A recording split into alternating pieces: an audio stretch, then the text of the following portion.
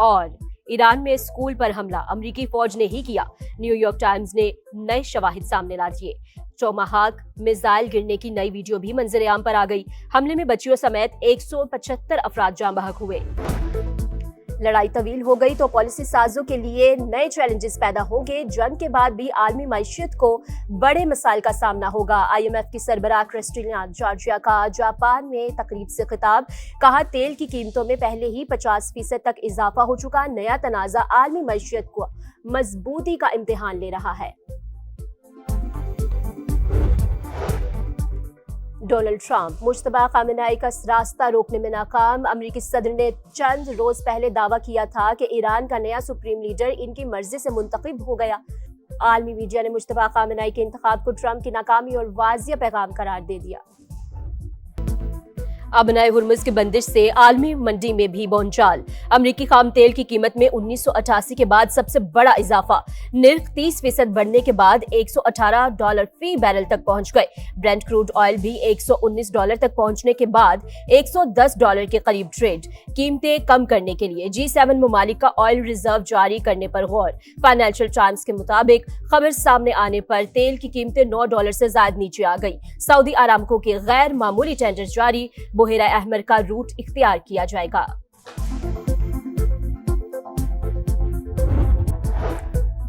Oil refinery पर हमले का बदला, ईरान ने बहरीन की ऑयल रिफाइनरी को हदफ बना लिया।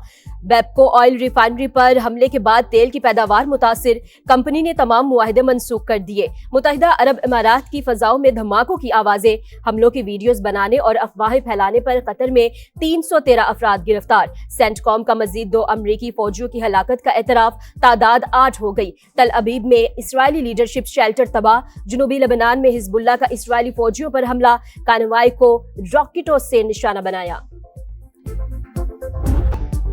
एशियाई मार्केट्स में भी शदीद बहरान, जापानी मार्केट में 6 और कोरियन कंपोजिट प्राइस इंडेक्स में 5.72% गिरावट। हांगकांग स्टॉक मार्केट में 2.64% कमी रिकॉर्ड की गई। आबनाए हरमुज की बंदिश से आलमी मंडी में भी भौचाल। खाम तेल की कीमत 2022 के बाद पहली बार $100 फी बैरल से तजावुज। WTI क्रूड ऑयल $160 फी बैरल का हो गया। ब्रेंट क्रूड ऑयल $110 फी बैरल में फरोख्त। ईरान के जौहरी खतरे के खात्मे के बाद तेल की कीमतें तेजी से गिर जाएंगी, अमरीकी सदर का रद्द अमल।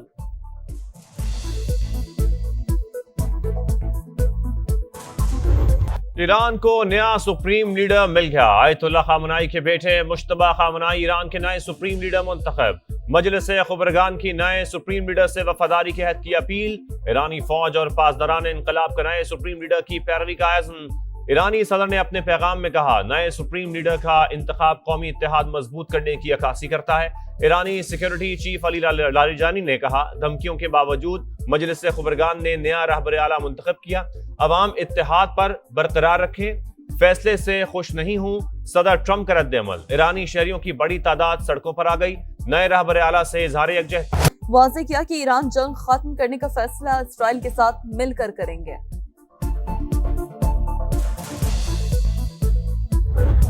सेंटकॉम का मजीद 2 अमरीकी फौजियों की हलाकत का एतराफ। हलाक अमरीकी फौजियों की तादाद 8 हो गई। एक फौजी 1 मार्च को सऊदी अरब में ईरानी हमलों का निशाना बना।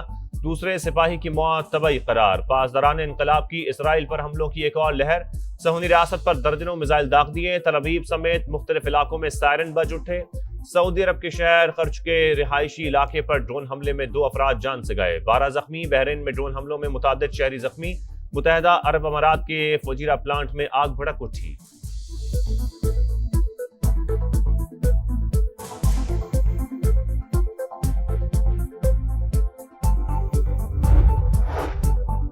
अमेरिका और इसराइल की बदतरीन दहशतगर्दी, जंगी जुनून बरकरार, ईरान की ऑयल तंजीबात को निशाना बना डाला। तेहरान में धमाकों की गूंज और रिफाइनरी आग की लपेट में आ गई। आसमान पर काले धुएं के बादल। कोहाग, शाहरान और कारान में भी ऑयल डिपो तबाह। 6 अफराद शहीद। इस्फहान, नजफाबाद, आरान और दीगर शहरों पर भी वहशियाना बमबारी। मजीद 31 शहादतों की तस्दीक। शोहदा की तादाद 1350 से ज्यादा हो गई। इसराइल की लेबनान में बमबारी, मजीद 25 शहरी शहीद, तादाद 394 हो गई। हिजबुल्लाह का जवाबी वार, 2 इसराइली फौजी हलाक, 8 जख्मी। سعودی عرب کی ایک بار پھر ایران کو تنبیہ، واضح کیا کہ حملے جاری رہے تو کشیدگی بڑھے گی، تعلقات پر سنگین اثرات مرتب ہوں گے۔ قطر کا ایران سے خلیجی ممالک پر حملے فوری روکنے کا مطالبہ، قطری وزیر اعظم نے کہا ایران کے اقدام سے اعتماد کو شدید دھچکا۔ صدر متحدہ عرب امارات کا امریکی صدر سے رابطہ، خطے کی صورتحال پر تبادلہ خیال۔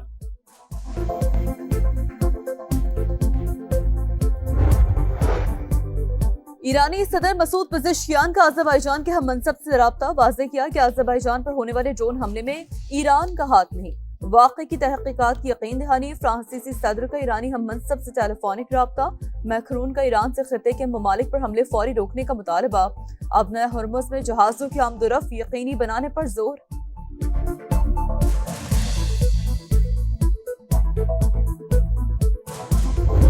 جبکہ سعودی عرب نے مزید 5 ڈرونز مار گرائے ہیں۔ ایرانی ڈرونز الشیبہ آئل فیلڈ کی جانب بڑھ رہے تھے۔ سعودی وزارت دفاع نے ایرانی ڈرونز کو صحرائے ربع الخالی میں مار گرانے کی تصدیق کی ہے۔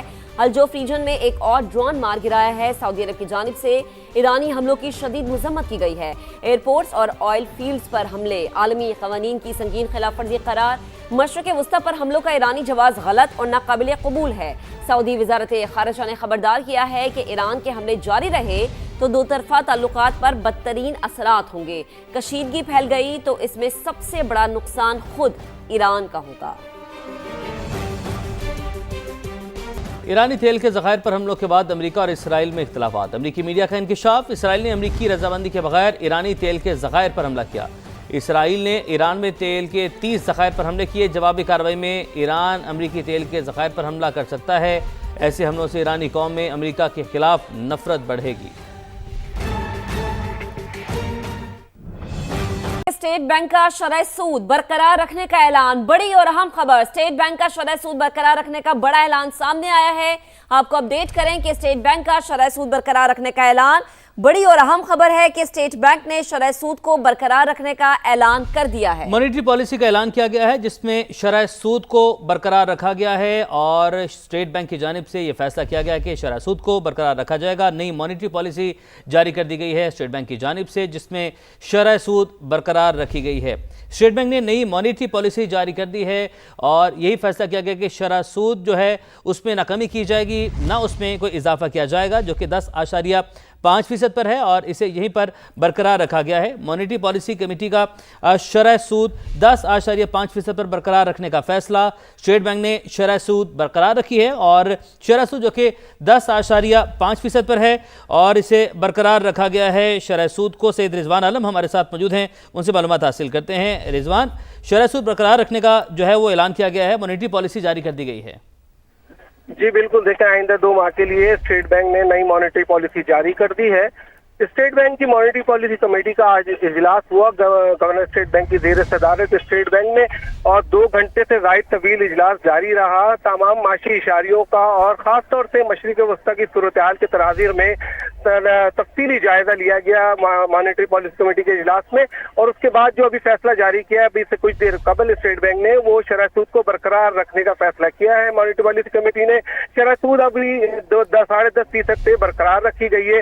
گو کہ یہ ایک سرپرائز بھی ہے اسٹیٹ بینک کی طرف سے، کیونکہ جس طرح سے آئل کی قیمتیں بڑھی ہیں اور پاکستان میں بھی تیل کی قیمت بڑھائی ہے، تو سب کو یہ نظر آ رہا ہے کہ آئندہ دنوں جو ہے مہنگائی جو ہے وہ توقع سے زیادہ بڑھے گی، ٹارگیٹ اس کے میٹ نہیں ہو سکیں گے۔ اس لیے اسٹیٹ بینک سے یہ توقع تھی کہ شاید اسٹیٹ بینک تھوڑا سا جو ہے وہ مانیٹری پالیسی کے اجلاس میں جو ہے وہ شرح سود بڑھا دے، لیکن شرح سود نہ بڑھانے کا فیصلہ کیا ہے۔ اسٹیٹ بینک کا کہنا ہے کہ چیلنجز بالکل ہیں معیشت کو، لیکن مہنگائی کا جو ہدف ہے وہ ان دا لانگ رن جو ہے وہ اسٹیٹ بینک کے ہدف کے اندر ہی مہنگائی رہے گی، اور یہ بفر جو ہے جو مہنگائی کا ہے یہ ابزارب کر لے گی معیشت، اور اسٹیٹ بینک نے اسی لیے پالیسی ریٹ کو جو ہے وہ برقرار رکھنے کا فیصلہ کیا ہے۔ تو اسٹاک مارکیٹ کے سرمایہ کار جو ہے وہ جو توقع کر رہے تھے کہ تھوڑی سی بڑھے گی لیکن وہ نہیں بڑھی، تو یہ اسٹاک مارکیٹ کے لیے بہت اچھی خبر ہے۔ کل اس پہ اسٹاک مارکیٹ اچھا ریئیکٹ کر سکتی ہے کیونکہ قرضے جو ہے مہنگے نہیں ہوئے۔ رضوان، میں آپ سے یہی پوچھنے والی تھی کیونکہ ہم نے دیکھا کہ آج بھی عارضی طور پر معطل کیا گیا اسٹاک مارکیٹ کے تمام معاملے کو، تو چونکہ ویک کا بھی سٹارٹ ہے تو اب آنے والے دنوں میں ہم اسپیشلی اسٹاک مارکیٹ پر اس کا کیا اثر دیکھیں گے؟ بالکل، میں کہ اسٹاک مارکیٹ پہ اس کا اثر پازیٹیو آئے گا، उसकी वजह ये है कि स्टॉक मार्केट जो है वो तवक्का कर रही थी, तजज़ियाकार भी तवक्का कर रहे थे कि शायद स्टेट बैंक जो है वो स्टांस अपना तब्दील करे, लेकिन ये एक बहुत बड़ी बात है कि स्टेट बैंक ने जो शरह सूद कम करने और बरकरार रखने का स्टांस है उसको तब्दील नहीं किया। ये अगर तब्दील होता तो ये मार्केट के लिए बहुत खराब और बुरी न्यूज होती और मार्केट कल इस पे मनफी रिएक्ट करती, लेकिन चूंकि अब ये बड़ी नहीं है शरह सूद, तो मार्केट के लिए एक अच्छी न्यूज है और मार्केट इस न्यूज पे रिकवर करती हुई हमें नजर आएगी। मैं आपको बता रहा था कि खासतौर जो सीमेंट और स्टील सेक्टर है, फर्टिलाइजर सेक्टर है, ये बहुत हाईली लेवरेज होते हैं, कर्जोई पे अपनी तमाम चीजें चला रहे होते हैं, एक्सपेंशन से लेके ऑपरेशंस तक, तो ये इनके लिए बहुत अच्छी खबर है। और जब ये मार्केट में ये इनके शेयर्स में खरीदारी कल आती है तो मार्केट यकीनन थोड़ी बहुत रिकवर करेगी, लेकिन बहरहाल ईरान इसराइल अमेरिका जंग की जो सूरत हाल है उसको लेकर सरमायाकार फिर भी मोहतात ही रह सकते हैं। ठीक है रिजवान, ये भी कहेगा यहाँ पर जिसको बरकरार रखा गया है तो इसका महंगाई के ऊपर क्या इम्पैक्ट पड़ सकता है, क्या असर पड़ेगा? क्योंकि बढ़ती महंगाई है, तेल की कीमतें बहुत ज़्यादा बढ़ गई हैं, तो शरह सूद को 10.5% पर जो बरकरार रखा गया, ये फैसला आप इसमें कैसा देख रहे हैं इसको? देखिए, महंगाई के हवाले से ये कि ये शरह सूद जो एक बुनियादी टूल होता है में जो है वो अफरात ज़र को कंट्रोल करने के हवाले से, क्योंकि शरह सूद जितना ज्यादा होती है तो लोग कर्जे कम लेते हैं और कम एक्सपेंडिचर करते हैं, तो उसमें डिमांड जो है वो कम हो जाती है मईशत में और उसकी वजह से जो है चीजें इतनी महंगी नहीं होती। इसीलिए जो है स्टेट बैंक जो है उसका जब महंगाई बढ़ती हुई देखता है तो शरह सूद को बढ़ाता है। लेकिन मैंने पहले ही कहा आपसे कि ये एक सरप्राइज है स्टेट बैंक का, क्योंकि ज्यादातर लोगों की अब ये राय थी कि स्टेट बैंक जो है इसमें इजाफा किया जा सकता है, लेकिन इजाफा नहीं किया गया, इसे बरकरार रखा गया। आपने अपडेट किया, आपका बहुत शुक्रिया। अभी आपको एक और अहम खबर देंगे। 2 साल बाद पंजाब में नून लीग पीपल्स पार्टी में शराकत इख्तिदार फार्मूले पर अमल दरामद शुरू हो चुका है। वजीर आला पंजाब ने जिलाई कोऑर्डिनेशन कमेटियों में पीपल्स पार्टी को नुमाइंदगी देने की मंजूरी दे दी है। पीपल्स पार्टी ने अपने नुमाइंदों की फहरिस्त पंजाब हुकूमत के हवाले कर दी। इसी पर बात करेंगे, जावेद फारूकी हमें ज्वाइन कर चुके हैं। जावेद साहब बताएगा फहरिस्त में किस किस का नाम है पीपल्स पार्टी की जानिब से?